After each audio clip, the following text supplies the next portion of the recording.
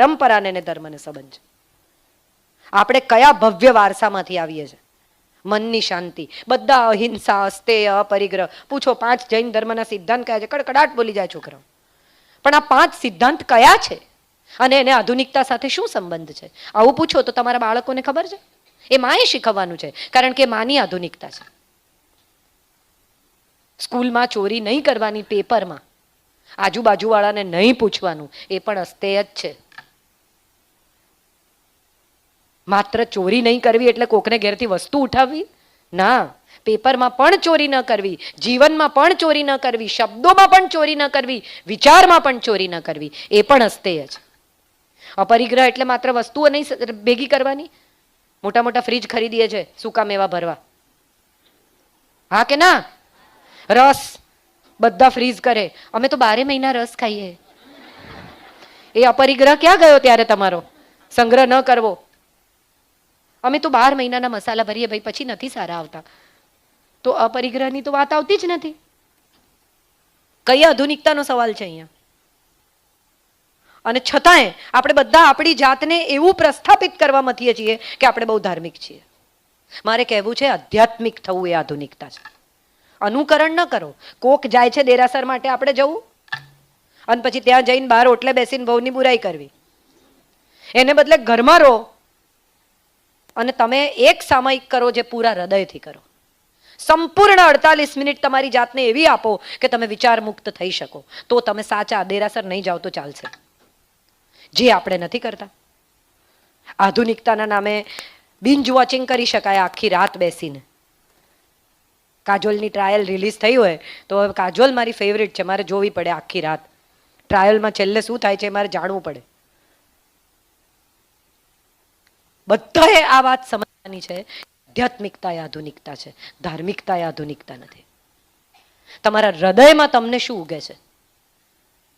તમે બીજા લોકો સાથે અહિંસાની વાત કરો. અહિંસા એટલે શું? વેટર ઉપર ખીજાવું ને, એ પણ અહિંસા જ છે. એણે બનાવ્યું છે, એણે તો બિચારાએ સર્વ કર્યું છે. એના પર રાડા રાડ કરીને કેટલા લોકો મિસબિહેવ કરતા હોય છે. ત્યારે પ્રશ્ન ઉઠે છે કે તમે કયા આધુનિક છો? તમે તમારાથી નબળા માણસને તતડાવી શકો. તમે 6 ફૂટના 7.5 ફૂટના માણસને તતડાવો તો જોઈએ. તમારા બોસને કહી દો કે અક્કલ તો છે નહીં, ખાલી ફોકટ મારી સાથે મગજમારી ના કરો, ચલો જાઓ ઘેર. ત્યારે નથી તાકાત. અને કોઈ ચડાવે, કોઈ શીખવાડે, કોઈ દેખાડે, એ કરવું, એ આપણને જો આધુનિકતા લાગતી હોય તો મારે સૌને કહેવું છે કે બેવકૂફી છે. મોટા ભાગની સ્ત્રીઓ એકબીજાની દેખાદેખી, એકબીજાની સરખામણીમાં જીવન વેડફી નાખતી હોય છે. હું સ્ત્રી છું છતાંય મારે આ કહેવું છે. રૂકમણીએ કોઈ દિવસ રાધાની ઈર્ષા નથી કરી. આખી દુનિયા જાણતી હતી કે કૃષ્ણના જીવનમાં રાધા છે, પણ દરેક વખતે ઘરમાંથી બહાર નીકળે ત્યારે એવું નહોતી પૂછતી ગોકુળ જાઓ છો? તો આપણને ભગવદ્ ગીતાએ ન મળી હોત ને, આપણને દ્વારિકાએ ન મળી હોત. માણસ ઘરની બહાર નીકળે એટલે બેનપણીને જ મળવા જતો હશે એવું ના હોય. કમાવાય જાય ને બીજા કામ પણ હોય ને, બેનપણીને પણ 24 કલાક સમય હોય એવું માની ન લેવું. એને પણ પોતાના કામ હોય. એટલે ઘરની બહાર નીકળે ત્યારે સતત એ અમુક પ્રકારની પ્રવૃત્તિ માટે જ નીકળે છે એવું માનીને જો તમે ઉશ્કેરાતા હો તો એ તમારો પોતાનો પ્રોબ્લેમ છે, બીજા કોઈનો પ્રોબ્લેમ નથી. મારે બધી સ્ત્રીઓને આ વાત કહેવી છે કે આજથી 5000 વર્ષ પહેલા આ દેશમાં સ્ત્રી પુરુષની મૈત્રીનું ઉદાહરણ છે, દ્રૌપદી અને કૃષ્ણનું. ભાભી થાય પણ એને ભાભી કઈ નથી, એને ફ્રેન્ડ કઈ, સખી કઈ. અને કોઈ દિવસ એક વાર પણ અર્જુને શંકા નથી કરી કે આ તને કેમ ભાભી નથી કહેતો. એક મિત્રતા, એક પ્યોર ફ્રેન્ડશિપ પણ હોઈ શકે. શાહરુખે કહ્યું કે એક લડકા ઓર એક લડકી કભી દોસ્ત નહીં હો સકતે, એટલે આપણે માની લીધું. એવું નથી. શુદ્ધ અત્યંત સુંદર મિત્રતા પણ હોઈ શકે છે, જે પણ તમારે આધુનિકતાનો પુરાવો છે.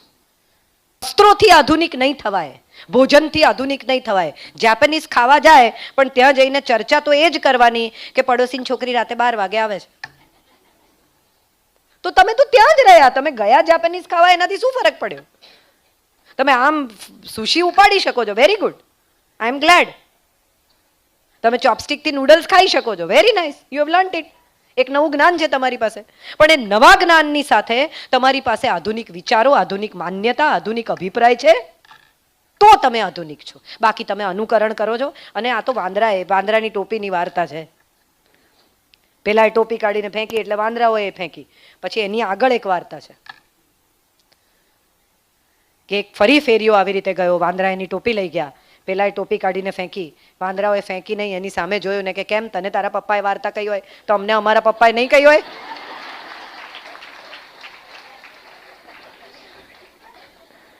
કે તને તો કહ્યું હશે તારા પપ્પાએ કે મેં ફેંકી, એટલે એ લોકોએ પણ ફેંકી, પણ તો અમને બી તો અમારા પપ્પાએ કહ્યું હોય ને વાર્તા કે ફેંકતા નહીં, અમે તો ફસાયા હતા. શું આપણે બધા અજાણતા જ, મારી વાત કન્ક્લુડ કરું, આપણે બધા જ અજાણતા એવું માની બેઠા છીએ કે મોડર્ન વસ્ત્રો પહેરવાથી, સિગરેટ પીવાથી, શરાબ પીવાથી, અંગ્રેજી બોલવાથી, એક બીજી મહત્વની વસ્તુ છે. લગભગ દરેકને એવું લાગે છે કે મને અંગ્રેજી નથી આવડતું એટલે હું જીવનમાં કંઈ મિસ કરી ગઈ. આ સ્ત્રીઓને વધુ લાગે છે. ત્યારે મારે બધાને કહેવું છે કે ગુજરાતી ના આવડે ને તો શરમાજો, બાકી અંગ્રેજી ના આવડે તો શરમાવા જેવું કંઈ નથી. એ આપણી ભાષા જ નથી. તમને ફ્રેન્ચ ના આવડે તો શરમ આવે છે? સ્પેનિશ ના આવડે તો શરમ આવે છે? તેલુગુ ના આવડે તો શરમ આવે છે? તો અંગ્રેજી ના આવડે તો શું કામ શરમ આવે? ભાષા જ નથી આપણી. કેટલી બધી મમ્મીઓને મેં જોઈ છે, એનું છોકરું પૂછે, હે મમ્મી 76 એટલે? અને મમ્મી પણ ગૌરવથી કહે, એને નથી ખબર. એને નથી ખબર તો તમને શરમ આવવી જોઈએ. આમાં ગૌરવ જેવું તો કંઈ છે નહીં. દાદી સવારે મંદિર લઈ જાય તો કે જો બેટા ગાય, અને સાંજે મમ્મી લઈ જાય તો કે જો બેટા કાવ. છોકરું ગૂંચવાય કે આ ગાય છે કે કાવ છે. દાદી વાર્તા કે, એક હતો પોપટ, મમ્મી દોડતી આવે, ના ના ના ના ના, સ્કૂલમાંથી ના પાડી છે, પેરેટ કહેવાનું. જો આપણી ભાષામાં વિચારી શકીશું ને તો જ આધુનિક વિચારોને સ્વીકારી શકીશું. Think in your own mother tongue. માતૃભાષા એ સૌથી અગત્યની ભાષા છે. ઘરમાં ગુજરાતી બોલાવવું જોઈએ. વંચાય કે ન વંચાય, લખી શકો કે ન લખી શકો, એ વિશે મારો કોઈ વિરોધ નથી. પણ જો સાચા આધુનિક બનવા માંગતા હો ને તો ગુજરાતી લખતા વાંચતા શીખજો. કારણ કે ઉત્તમ ગાંધીજીના પત્રો, સરદાર પટેલના ઉત્તમ ભાષણો ગુજરાતીમાં સંગ્રહાયા છે. અને તમે જો મોડર્ન વસ્ત્રોની વાત કરતા હો તો ઇંગ્લેન્ડના ક્વીનને મળવા ગાંધીજી ગયા ને ત્યારે પણ પોતડી પહેરીને જ ગયા હતા, અને ક્વીને નીચે ઉતરીને એમનું અભિવાદન કર્યું હતું. એમણે સૂટ નહોતો પહેર્યો, અને છતાંય એમનું અભિવાદન કરવા માટે ક્વીન એમના તખ્ત પરથી નીચે ઉતર્યા હતા, કારણ કે એણે કામ એવું કર્યું હતું કે જેને આધુનિકતામાં તમારે લેવું પડે. સરદાર પટેલે જ્યારે અમદાવાદ મ્યુનિસિપલ કોર્પોરેશનની ચૂંટણી જીત્યા ને એ પછી એમને મોટર મળી હતી, પણ એ મોટર લઈને જાય પોતાની કચેરીએ, પાછા જાય ત્યારે ચાલતા જાય, અને કચેરીથી ઘર સુધીનું ડિસ્ટન્સ ખાલી 20 મિનિટનું, પણ એમને પહોંચતા 3 કલાક થાય, કારણ કે એમને મળવા બધા લોકો રસ્તામાં ઉભા રહે. અને આ દેશને અખંડ કરનારો એક ગુજરાતી હતો, આ દેશને આઝાદી અપાવનારો એક ગુજરાતી છે, અને દેશનો પ્રધાનમંત્રી પણ ગુજરાતી છે. એટલે ગુજરાતી તો શીખજો જ. મોદી સાહેબ બધા આધુનિક વસ્ત્રો ગમે ત્યાં પહેરતા હશે, પણ એ જ્યારે બોલવા ઊભા થાય છે ને ત્યારે એ પોતાની જ ભાષામાં વાતની શરૂઆત કરે છે. 2 વાક્ય તો હિન્દીમાં બોલે જ છે. એ મારી ભાષા છે. આધુનિકતાનો અર્થ ચંદ્રયાન ઉતરી ગયું એ મજાની વાત છે, પણ એથી પત્નીને ચાંદ કહેવાની બંધ નહીં કરવાની કે હવે તો યાન ઉતરી ગયું, હવે તો આધુનિક થઈ ગયું બધું. એ સુંદરતા ત્યાં એમ જ ઊભી છે. એક બીજી બહુ મજાની વાત તમે બધાએ, જે ઉંમરના લોકો છે એમની સાથે મારે ચર્ચા કરવી છે, યંગસ્ટર્સ પણ દેખાય છે. રોમેન્સ બહુ ઇન્ટરેસ્ટિંગ ચીજ છે, અને ઢાંકેલા શરીરમાં જે બ્યુટી છે ને એ કદી ઉઘાડા શરીરમાં હોઈ શકે જ નહીં. બધું જ તમે જાણો છો, બધું જ તમે જોઈ લીધું છે, બધું જ તમે અનુભવી લીધું છે, બધું જ તમને દેખાઈ ચૂક્યું છે, તો રહસ્ય શું છે? રહસ્ય રોમેન્સ સાથે જોડાયેલી બાબત છે. વર્ષો પહેલા ઘૂંઘટો તાણીને બેસે, પત્નીને આવીને ઘૂંઘટ ઉગાડે, એ એક આખી પ્રક્રિયા હતી, અને એમાં રોમેન્સ હતો. જૂની ફિલ્મો તમે જુઓ તો તમને સમજાય કે 2 નજરથી નજર મળે એમાં પણ તમને જણજણાટી થઈ જાય. હવે આજે એલજીબીટીની પરિસ્થિતિ આપણી સામે આવીને ઊભી છે, જરૂર હોય કે ના હોય, ઓટીટીમાં બધામાં એલજીબીટી ઠોકે છે. ત્યારે એક સવાલ એવો ઊભો થાય છે કે 12-14 વર્ષનું તમારું બાળક હોય ને એને બેસાડીને સમજાવજો કે આ એલજીબીટી એ તમને વેચી રહ્યા છે, આમાં નથી કશું કુતૂહલ જેવું કે નથી કંઈ આનંદ જેવું. અને જો ઘરમાં આ વિશે વાત નહીં થાય ને તો તમે આધુનિક માતા પિતા નથી. એક છોકરા એના પપ્પાને પૂછ્યું કે હે પપ્પા હું કેવી રીતે આવ્યો? એટલે એના પપ્પાએ કહ્યું કે બગલો સરસ આવીને અમારા ઘર આગળ તને મૂકી ગયો. તો કે અરે વાહ, અને તમે?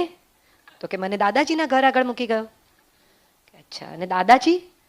તો કે એને એમના ફાધરના ઘર આગળ બગલો સરસ આમ ચાંચમાં. એટલે દીકરાએ કહ્યું કે ઓ, એટલે તમારા ટાઈમમાં સેક્સ એજ્યુકેશન નહોતું.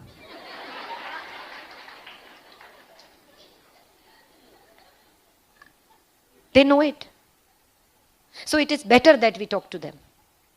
આધુનિક હોવું એટલે તમારા સંતાન સાથે ટેબલ પર બેસીને એને એમ કહેવું કે તું ડેટ પર જાય તો કોઈનું આપેલું ડ્રિંક નહીં પીતી, કારણ કે ડેટ રેપની ઘટના બની શકે છે, અને be aware of not having a drink from someone else. That is what I think આધુનિક મધર ઇઝ. અમારે એ વિશે ચર્ચા કરવી નથી, અમારા ઘરમાં એ વિશે વાત થતી નથી, તો તમે જૂનવાણી છો. આ વાત નક્કી રાખજો, કારણ કે બદલાતા સમયના પવન સાથે તમારે પણ તમારી દિશા બદલવી પડશે. તમારું સંતાન આવીને તમને બધું કહે એવી આશા રાખતા હો તો તમે પણ એને બધું કહેતા શીખી જજો. બધી મમ્મીઓ એવું કહે, મમ્મીને બધું કહેવાય, હા મમ્મી તારી ફ્રેન્ડ. પણ જો એ એમ કહે કે મારા ક્લાસમાં મારી બેન ફ્રેન્ડને બોયફ્રેન્ડ છે, 13 વર્ષની છોકરી જો એમ કહે કે મારી એક ફ્રેન્ડ છે ને એને બોયફ્રેન્ડ છે, તારે નથી ને? એ શું કામ કહે તમને કંઈ? 14 વર્ષનો છોકરો એમ કે મારા મિત્રો સિગરેટ પીએ છે, જોજે તારા બાપા તો પાન મસાલાય નથી ખાતા, સિગરેટ પીસ તો એક થપ્પડ મારીશ. નહીં કે તમને સત્ય. એને બદલે એ જે દિવસે તમને એમ કહે કે મારા ફ્રેન્ડ્સે સિગરેટ પીધી, એ દિવસે એને કેન્સર હોસ્પિટલની વિઝિટે લઈ જજો. એને બતાવો કે ત્યાં શું થાય છે, કેવી રીતે થાય છે, કેવી રીતે ફેસ કપાઈ જાય છે, કેવી વિકૃત પરિસ્થિતિ થાય છે. એ ડરી જશે અને જીવનમાં ફરીથી તમે સિગરેટ નહીં પીએ. તમારે એને ડરાવવો નહીં પડે. સત્ય કહેવું એ આધુનિકતા છે, સત્યનો સામનો કરવો એ આધુનિકતા છે, અને સત્ય સ્વીકારવું એ સૌથી મોટી આધુનિકતા છે. આપણે બધા અજાણતા જ આધુનિકતાના નામે માત્ર વસ્ત્રો બદલ્યા છે, ભોજન બદલ્યું છે, ભાષા બદલી છે, દેખાવ બદલ્યો છે. આધુનિકતા વિચાર સાથે સંબંધિત બાબત છે. લેટ અસ ઓલ ચેન્જ અવર માઇન્ડ સેટ. આટલી સદીઓથી જે મગજમાં રૂઢિચુસ્તતા ઘર કરી ગઈ છે ને, એમાંથી બહાર નીકળો. પાંખો ફેલાવો, આકાશ તો ઊભું જ છે. મારે સૌને કહેવું છે કે આધુનિક હોવું એટલે વિચારોથી આધુનિક હોવું, વર્તનથી આધુનિક હોવું, વ્યવહારથી આધુનિક હોવું, વાણીથી આધુનિક હોવું. તમારી વહુથી દૂધ ઢોળાઈ જાય, ઓહો હો મારાથી તો દૂધ ઢોળાય તો મારી સાસુ, કંઈ વાંધો નહીં બેટા, પોતું કરી નાખ. અને હવે પછી ધ્યાન રાખજે, દૂધ મૂક્યું હોય ને